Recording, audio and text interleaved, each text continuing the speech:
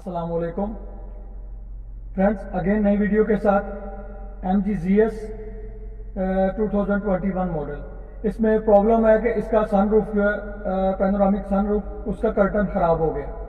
उसको किस तरह से रिप्लेस करते हैं, क्या इसका प्रोसीजर है, वो तमाम चीज़ें मैं डिटेल के साथ आपके साथ शेयर करूँगा।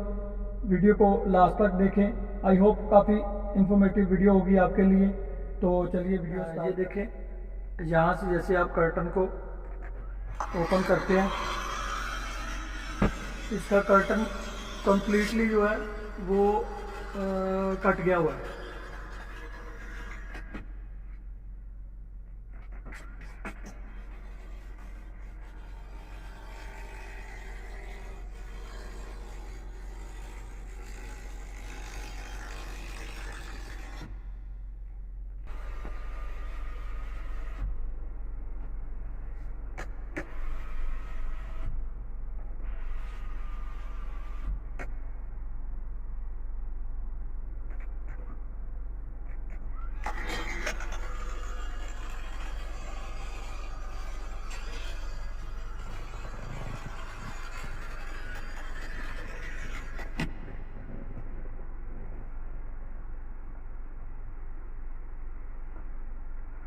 ये पूरी तरह से डैमेज हो गया हुआ है, तो इसको रिप्लेस करना है।